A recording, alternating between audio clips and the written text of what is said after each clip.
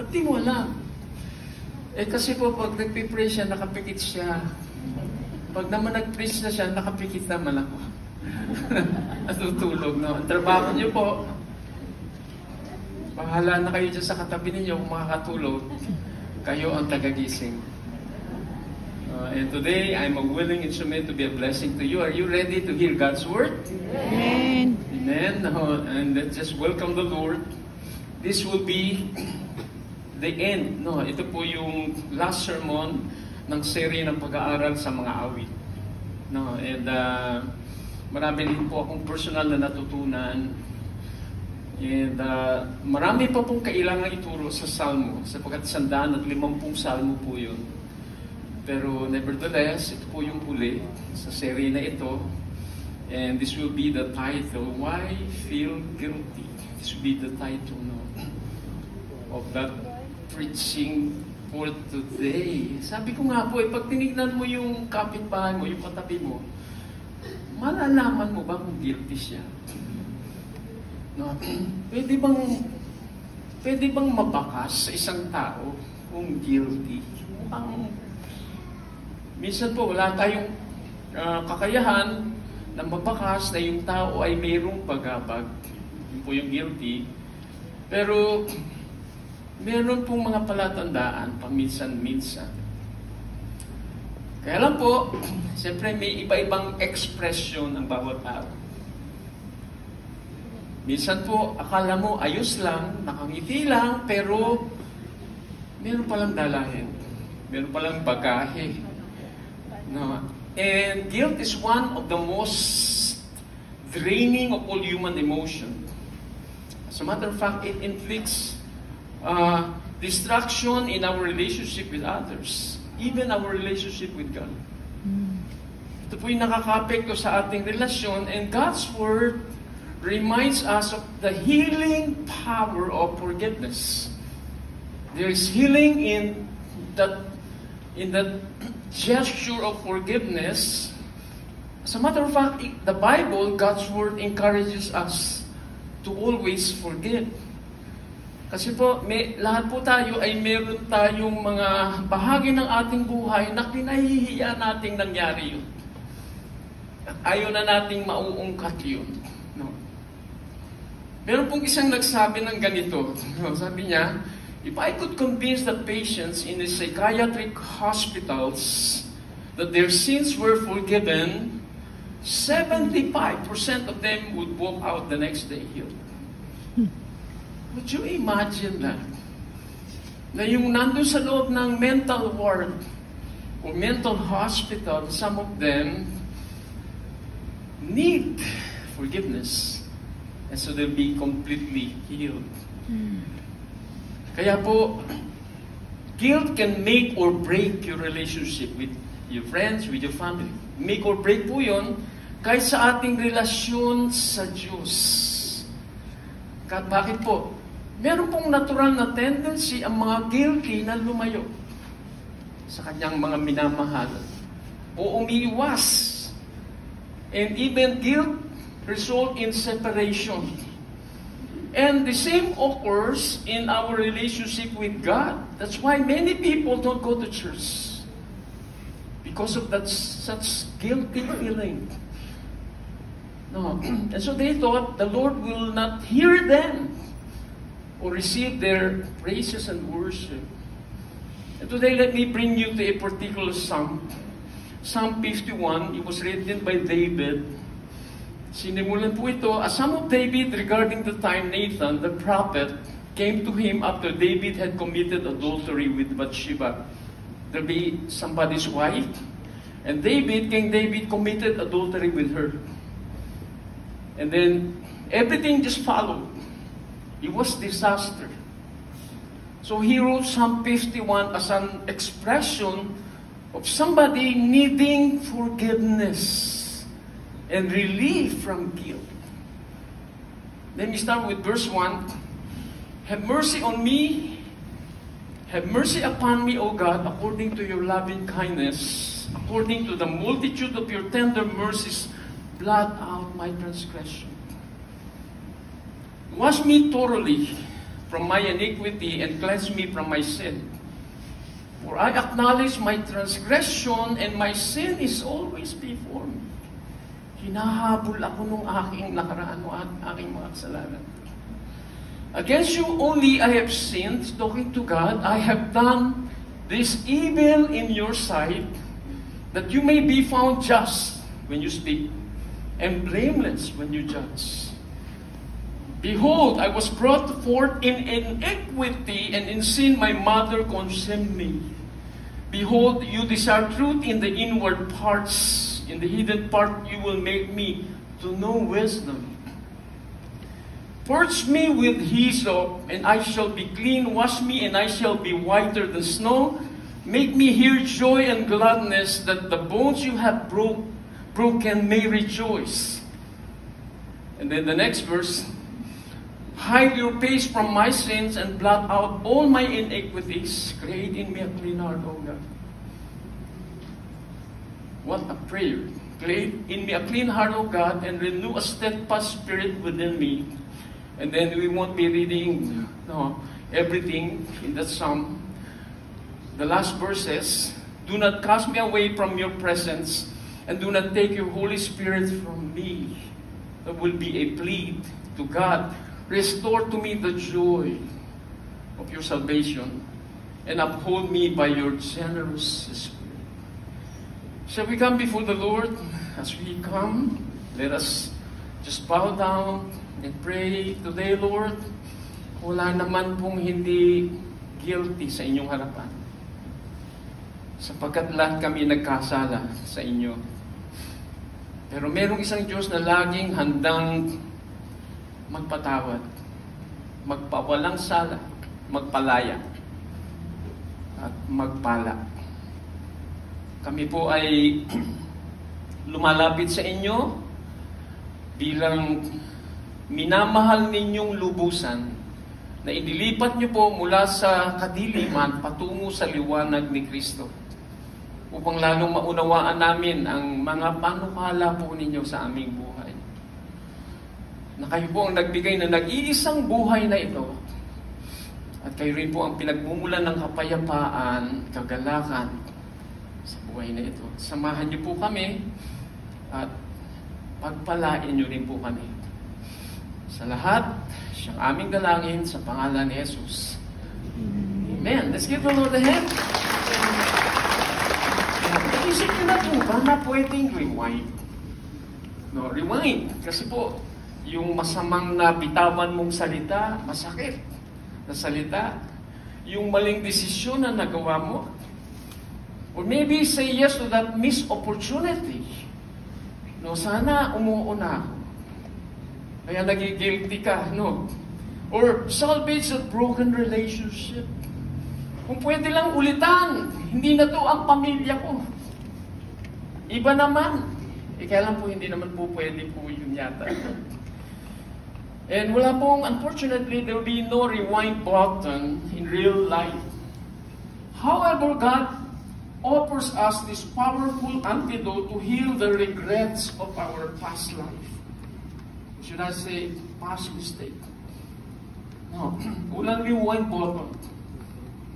Pero si Lord, nag-aalok siya ng it's a powerful antidote, gamot, para sa ating mga pinagsisisihan hanggang sa ngayon. It's called forgiveness. Parang, are we tired of dealing with or living in or running from the past?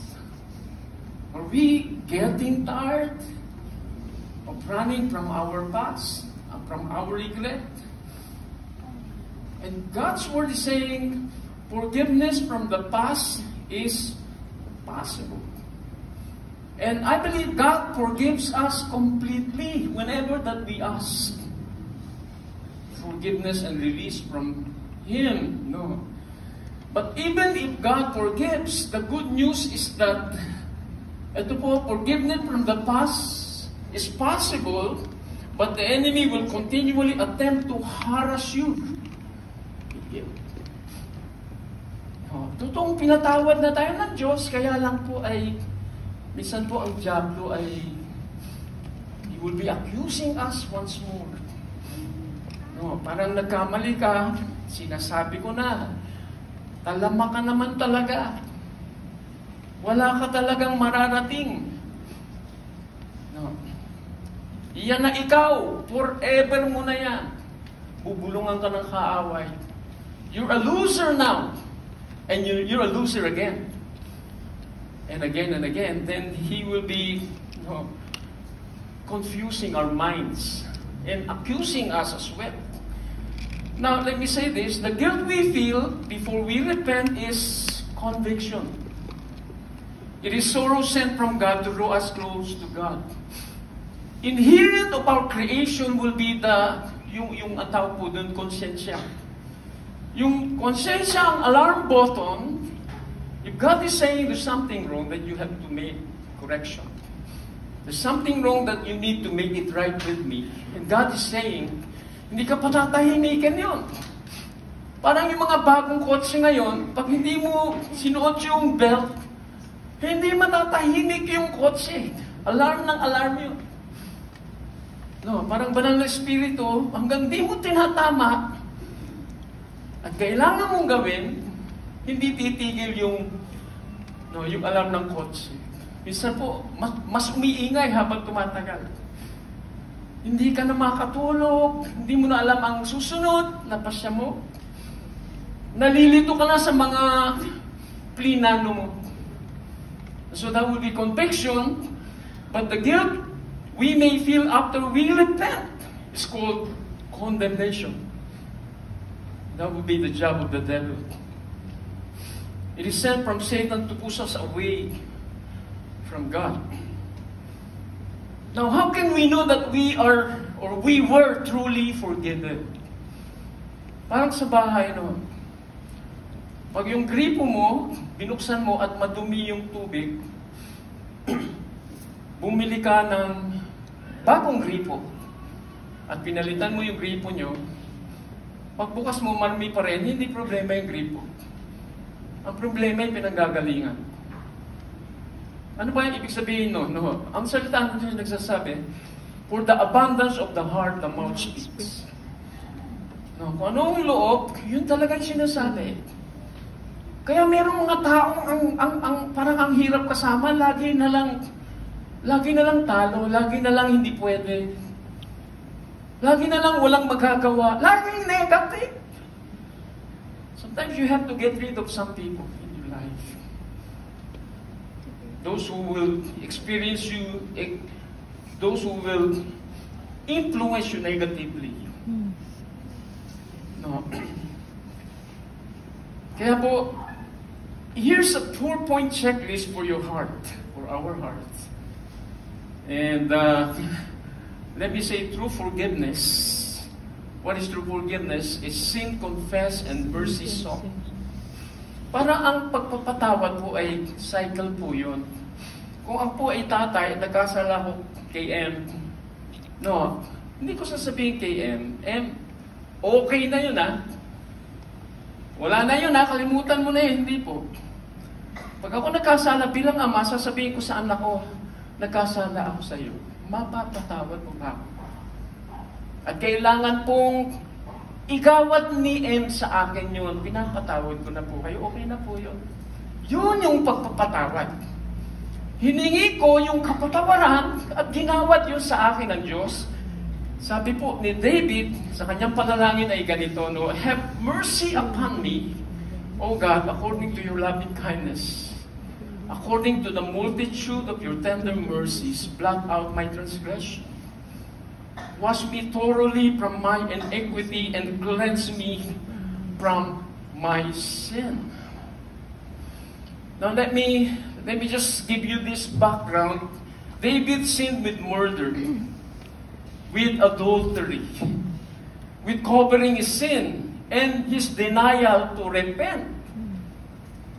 And it took the bold confrontation of Nathan the prophet to shake him from this. 2 Samuel chapter 12 po yung istorya And nung siya po ay, he was reminded and rebuked, David came in great honesty and brokenness before God. So ang panalangin niya po, have mercy on me. Ito po ang panalangin ng isang taong inaamin niya na nagkasala siya at hindi na siya nagpapalusot at nagdadahilan. No. Parang tayo minsan, sorry ikaw kasi. Hindi kasi. Hindi po. Yung paghingi ng tawad, sorry. Nagkamali talaga. No, andyan po ba kayo mga kapatid? And even David, sige po, palakpakan natin ang mga naman. Even when Nathan rebuked David, I have sinned against the Lord. No, inamin niya, ikalawa, the God of many chances. O God, according to your loving kindness, according to the multitude of your tender mercy. You know, men are disturbed with the multitude of their sins. Isa po talaga pong sobrang dami ng pagabag, patong-patong na. Pero ang Panginoong Diyos ay laging handang magpatawad. Ito'y pinapakita ng tatay, nung alibughang anak, na nagwala sa kanyang buhay nagkalag, at naubos, nilustay ang lahat ng kanyang minana, at bumalik. No, ang larawan ng kwento ng Panginoong Yesus, nung nakita sa di kalayuan, tumatakbo yung tatay para lumapit at yapusin yung kanyang naligaw ng landas na anak. God is always a God of many chances. I mean, you don't have a second thought if you will ask forgiveness because God will always forgive. Amen? Now, no, ito pa ho yung bahagi ng panalangin niya, blot out my transgression. You know, David has a list of many sins. It condemned him. It took him about a year to ask for that forgiveness. And he was asking God to erase that account. I feel disturbed. I feel convicted. No, ano ba yung mga kasalanan ni King David? Una po, idol siya, guilty siya bilang hari. Nasa labanan, ang kanyang mga kawal, siya po ay namamahinga, sa mata ng namamahinga, nasilip niya po yung babae si Bathsheba. Naliligo. Nasaan niya po yun. At nung nagkamali na siya ron, pinapatay niya yung asawa, si Uriah. At yung bunga po nung pagsasama na yun, namatay.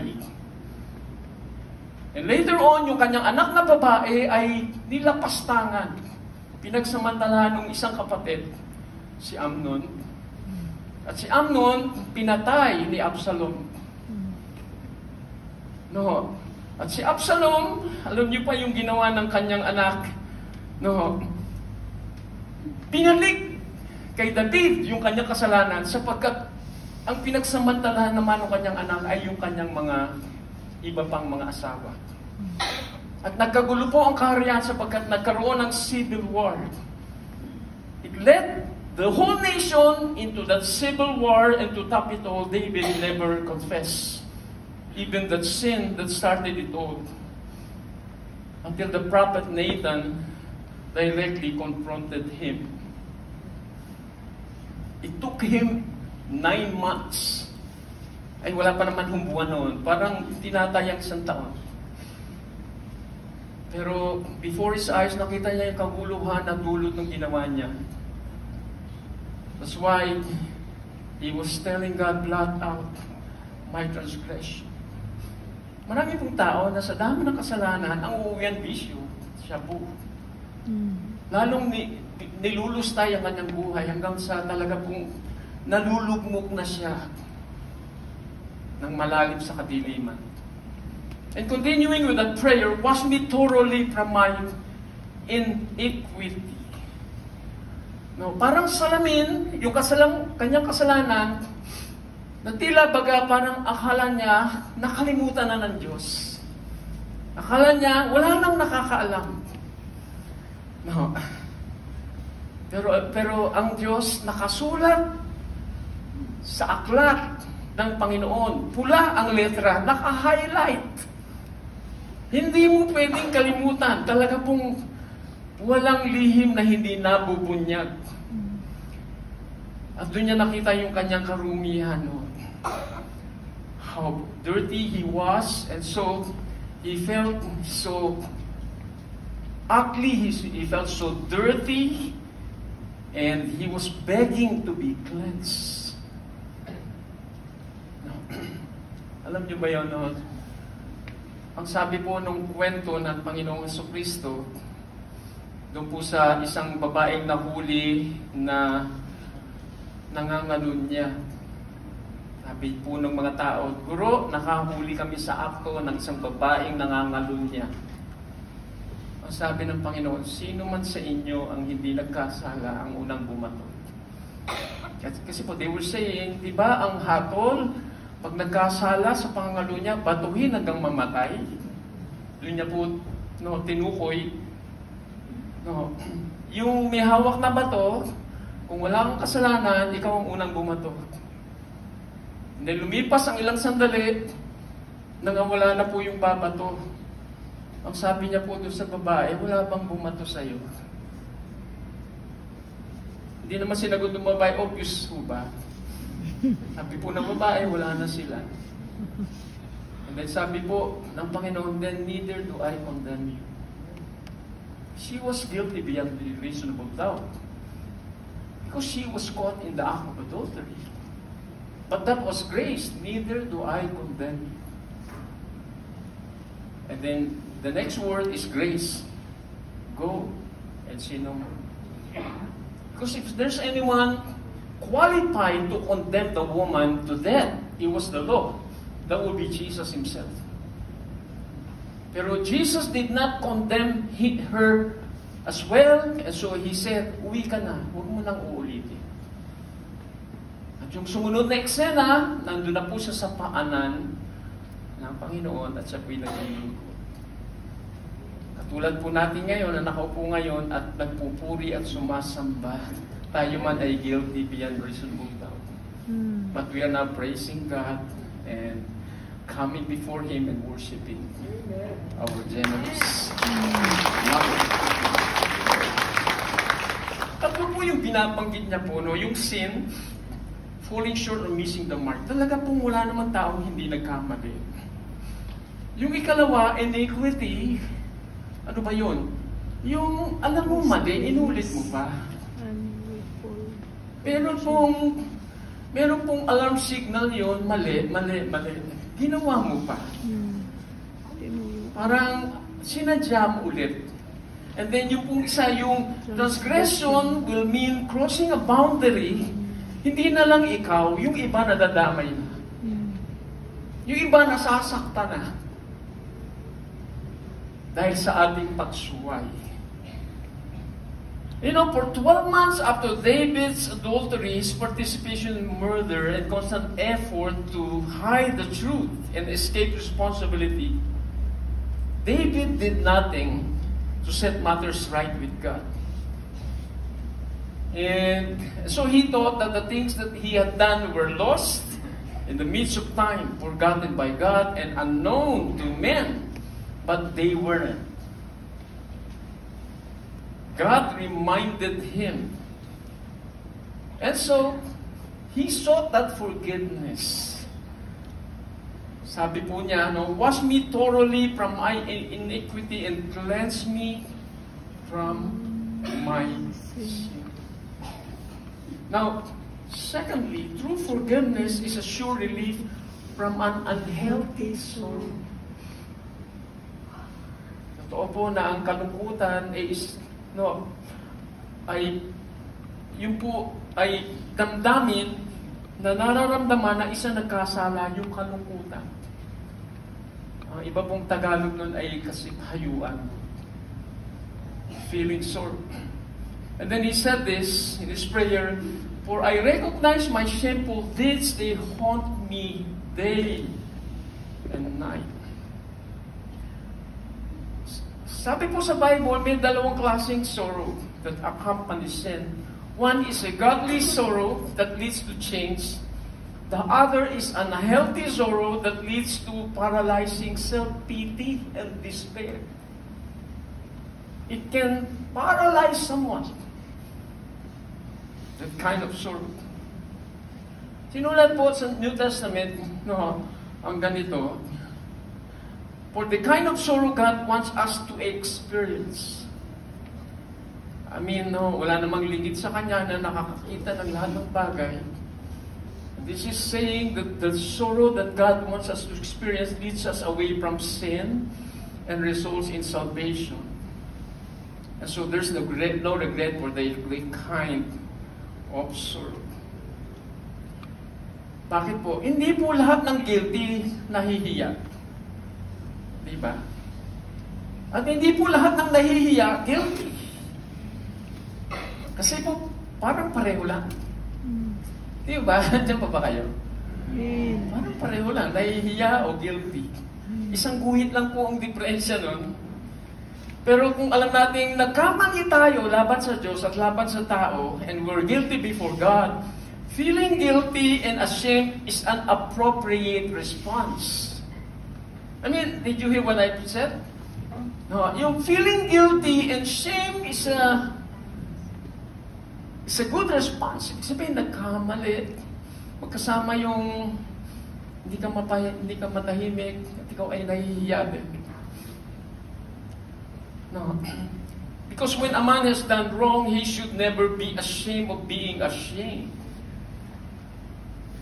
Because the real shame is shamelessness that denies wrongdoing. Ang nakakahiya, yung tinatwa mo pa yung ginawa mo. At nanisi ng iba. And David, when confronted bravely and humbly, faced what he has done. And then he pleaded with the Lord, wash me clean from my guilt. Purify me from my sin. I recognize my shameful deeds. They haunt me day and night. And then thirdly, true forgiveness continually releases a sinner from being unforgiving. Hello? Sabi nga po, minsan ang Diyos nagpapatawad, ang tao hirap. Sabi po ni David ay ganito, Ang ganda ng prayer niya, against you only have I sinned. And done what is evil in your sight, so that you may be justified in your words and blameless in your judgment. Behold, I was brought forth in iniquity, and in sin did my father conceive me. Against you have I sinned. In an objective sense, it wasn't true. Objectively. Because David had sinned against Bathsheba, against Uriah, their families, his kingdom, and even his own body. Ang totoo po, hindi naman talaga sa Diyos, kundi sa mga tao. Yet he considered the greatness of his sin against God. Alam niyo po, kung talagang nagkasala, tamang humingi ng tawad sa Diyos, pero kailangan din humingi ng tawad sa tao kung kanino tayo nagkasala. Ngayon, kung nagkasala ka sa tao, pag hiningi mo ng tawad, hindi mo na kailangan i-broadcast yun. You don't owe everyone an explanation. Kasi po, merong iba, ikukwento sa opisina, ikukwento sa mga ka-office, and then, you only have to ask for forgiveness for that particular person whom you have wronged. And so David considered the greatness of his sin against God, and he rightly felt as if, you only, Lord, have I sinned, and done what is evil in your sight. And he knew that God was looking for that particular evil he had done. God isn't absent in that bedroom of adultery. Nung ginawa niya yon doon, at ginalam niya si Bathsheba, andun ang Diyos. Nung iniutos niya sa sundalo na ipapatay si Uriah, andun, nakikinig ang Diyos. Sapagkat bago pa manauso ang CCTV, may CCTV ang kalangitan. You are your own priest. I cannot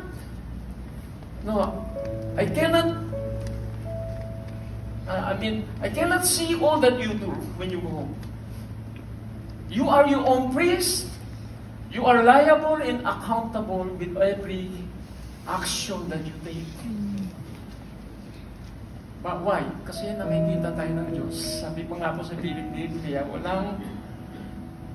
walang anumang bagay na limit sa Kanya na nakatatalos ng lahat ng bagay sa ating buhay. And you know, only a forgiven heart can also grant forgiveness to others.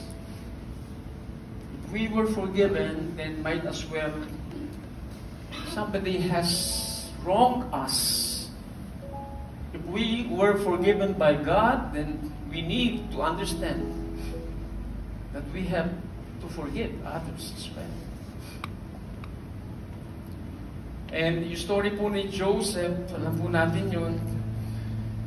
And siya po ay pinagmalupitan ng kanyang mga kapatid.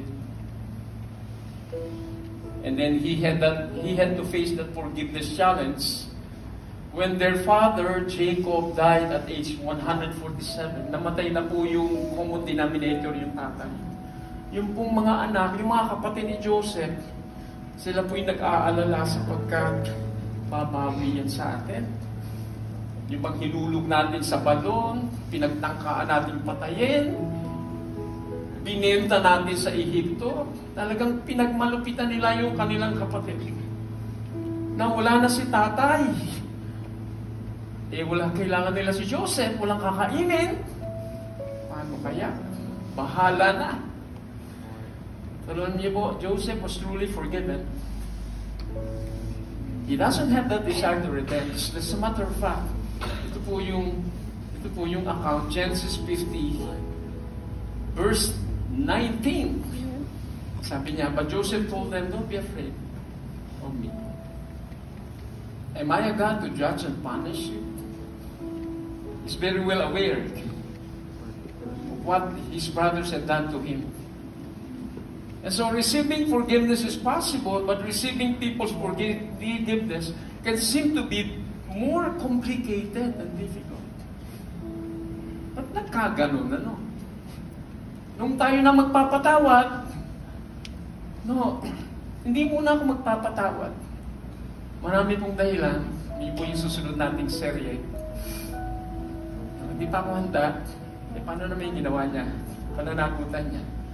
Baka mawili. Marami tayong reason. And so continuing verse 20, as far as I'm concerned, God turned into good what you meant for evil. For He brought me to this high position I have today so that I could save the lives of many people.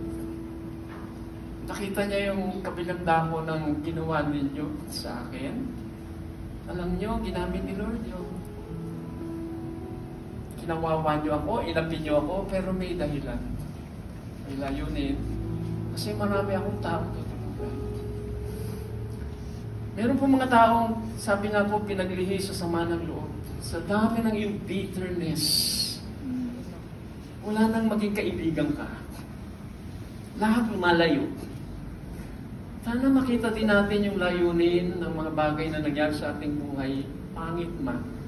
Sabi po ng Bible, ang lahat ng bagay, ang Diyos ay gumagawa sa ikabubuti ng lahat ng nagmamahal sa Kanya at tinawag niya. Amen? Palakpakan naman natin ang Panginoon. And so verse 21, don't be afraid indeed, I myself will take care of you and your families. And He spoke very kindly to them, reassuring them. You know what? Forgiveness isn't a one-time action of the heart, but it is a continual action or choice of the will.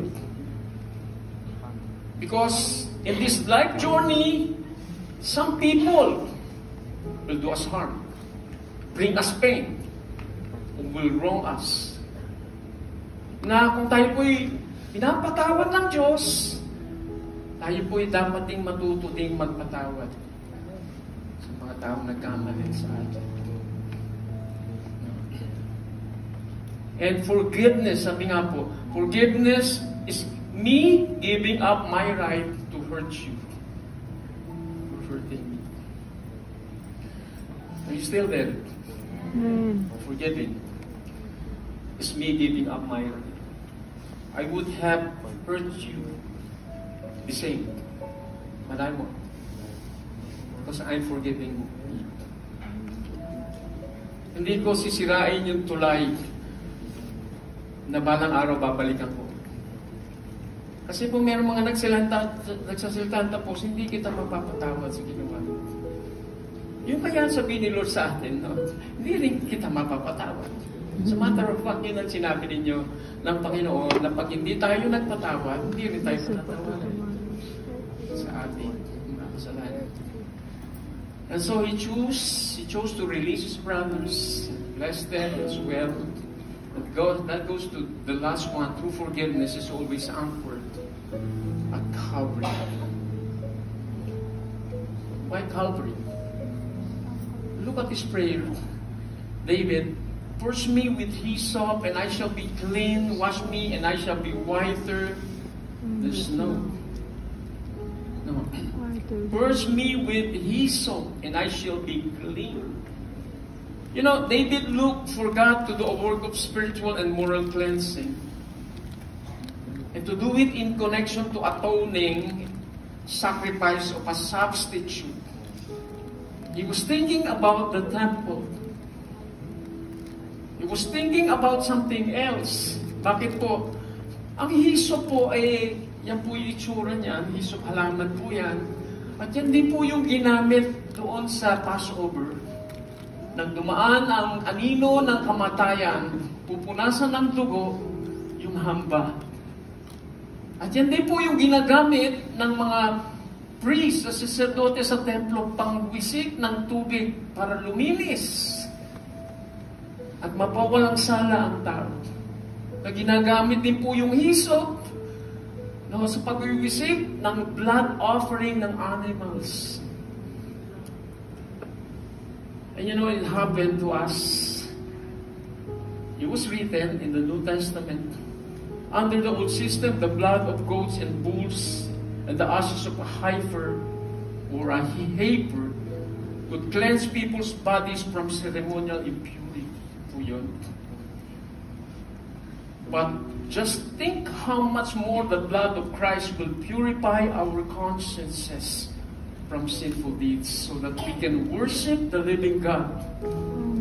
For by the power of the eternal Spirit, Christ offered Himself to God as a perfect sacrifice for our sins. So why feel guilty?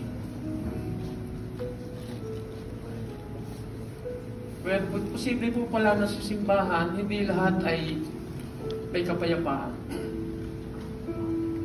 Iba-ibang may pinagdadaanan. Parang maaliwalas lang pero sa loob, alam ng Diyos, pero hindi tama. But salvation is not cheap. Keep in mind that sin created guilt, which can only be forgiven through the shed blood of Jesus Christ. And so we were found guilty beyond reasonable doubt.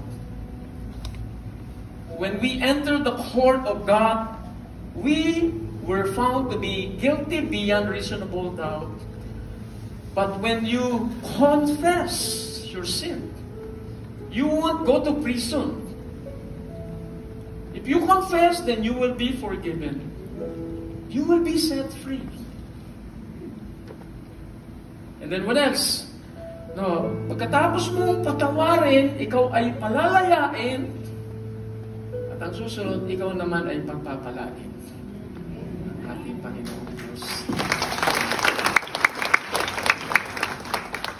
And, you know, to po yung prayer niya, create in me a clean heart, O God, and renew a loyal spirit within me.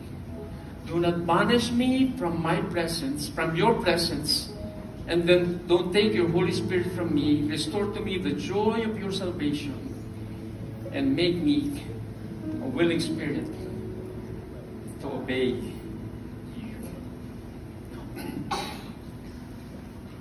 Maraming taon nakakalipas, meron pong isang dinala sa hospital emergency. Kasi po, huli na nung siya po ay ginamot sa kagat ng aso. At nagmalubha po siya. Tinanong po siya ng doktor, gagawin po namin ang lahat ng aming makakaya, pero 50-50 po kayo. Sabi po ng pasyente, bigyan mo ako ng papel. Para saan po yung papel? Yung pamamana nyo, lilista nyo, hindi. Pag ako namatay sa rabies, lilista ko yung mga taong kakagating ko din. Alam niyo po, parang hindi man nakalistat sa papel, pero nakasulat sa ating puso ang mga taong hindi natin mapatawad. Mga taong nagdulot sa atin ng kalungkutan, ng sakit, ng kalooban. Mga taong galit tayo hanggang mamatay tayo. Nasa sayo. I mean, ang Panginoon, pinapaunawa niya, kailangan natin ng kapatawaran. It's an antidote to a needless suffering. Even the Lord said this, I will give you a new heart and put a new spirit in you. I will remove from you your heart of stone. And I will give you a heart of flesh. Just like the God in creation, out of nothing, He created everything. In Genesis.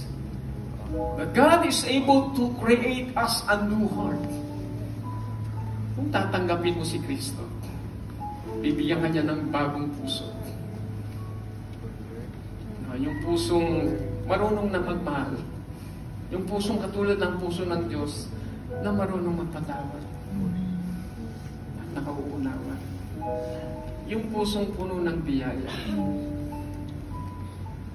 At sa ganung dahilan, nais nating lumapit tayo sa Diyos para gamutin niya yung ating mga bagabag ng nakaraan. Para tayo makapamuhay ng tama at wasto sa harapan. Ama, dakilang Diyos, kami po'y lumalapit sa inyo, sa inyong biyaya at kapatawaran, pagmamahal. Wala kayong katulad, Panginoon. Ipuin ninyo ang bawat isa sa aming pagtitipon ngayon sa pangalan ni Jesus. Tayo po'y tumayo at awitin po natin ang awit na ito. Before we pray.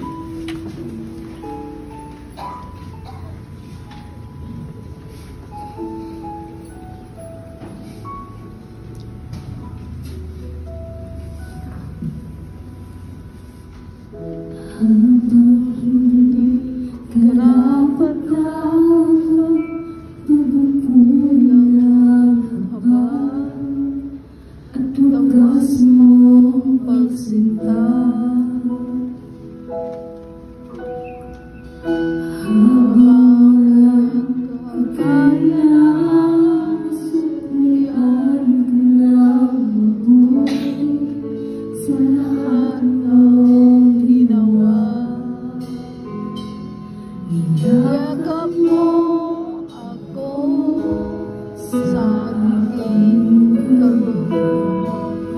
Ibig mo ako.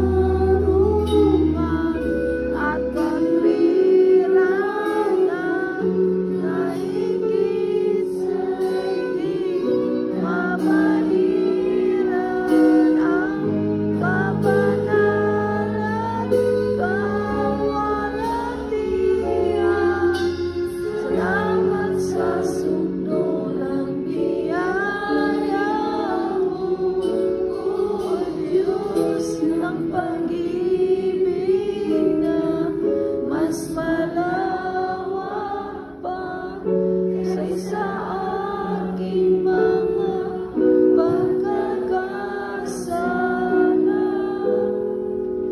Higit pa sa buhay ko, salamat sa sukno ng biyaya mo. Aming masalangit narito sa aming harapan, sa inyong harapan. Ang bawat kapatid kong marahil, ang iba sa kanila ay malalim ang kanilang sugat sa kanilang nakaraan. Na marahil kami namumuhay pa sa mga pait at sakit ng mga taong nagdulot sa amin ito. Tulutan mo, Panginoon, na kami man ay matutong magpatawad. Kung paano kami po ay lubusan at ganap po ninyong pinatawad sa lahat ng aming sala. Mari po tayong manalangin. And if you don't mind, let's raise your hands.